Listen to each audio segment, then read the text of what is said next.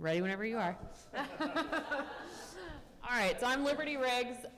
If everyone jumped off a cliff, apparently I would too.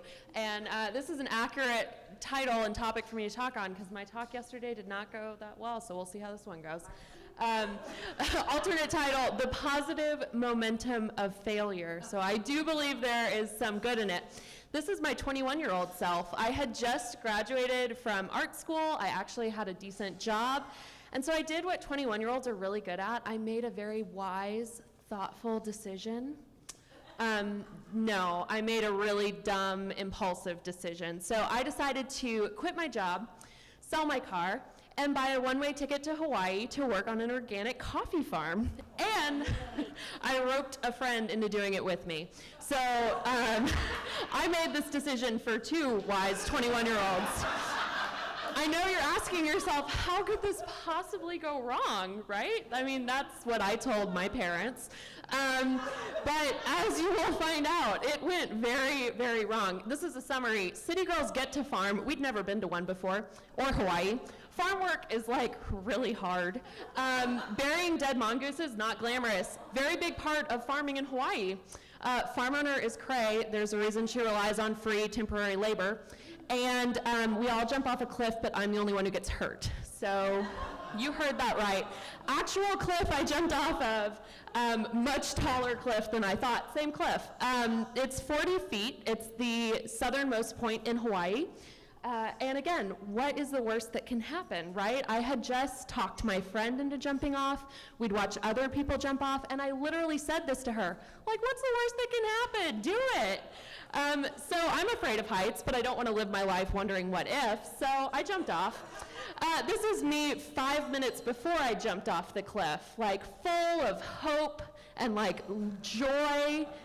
And I don't have a picture of me after I jumped off the cliff, weirdly enough, but what's coming up next, this is a pretty good recreation of what it looked and felt like. I also just want you to know that when you jump off a 40-foot cliff, you have to climb up a 40-foot rope ladder to get back to the top. But yeah, so this is what happened afterwards. I broke my sternum, I busted my lip open, and I was bruised all down the side of my body.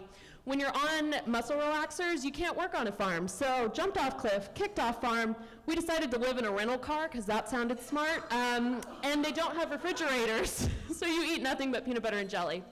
And while this whole adventure makes a great story at happy hours, and I've gotten a ton of mileage out of it, I actually don't think that that's the most important thing that I took away from the worst failure of my life.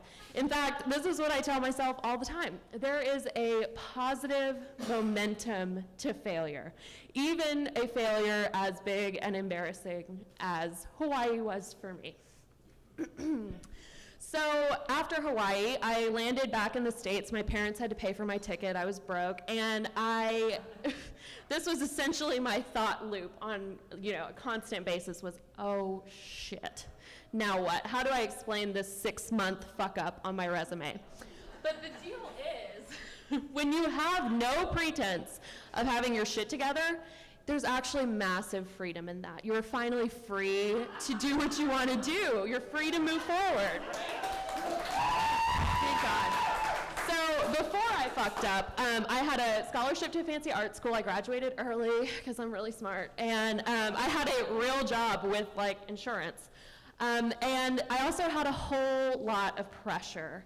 And some of this was external and some of it was self-imposed. But once I got back from Hawaii, I felt like I'd already let everyone down. I felt like I'd already squandered my opportunities, as dramatic 21-year-olds often feel. And so I was actually kind of starting from scratch. I could do anything I wanted because my parents could not be more disappointed in my choices. So I could actually do what I wanted to do. And from that, I started my business, which turns out so far to not be a failure, so that was a good choice. Another one my parents are not happy about. But once I did that, once I realized that life is a game and you get to make up the rules, I felt like I could finally step off of this tightrope of expectations that I had been on, that I had been trying so hard to maintain. And fucking up is really the fulcrum. It's the point at which, it's your lowest point, but it's also the point at which you have the most momentum. You have the most energy, and you can use that energy negatively and, you know, end up working at McDonald's, or you can use it to do something really awesome. And so I hope that the next time you fuck it up, you do something really awesome.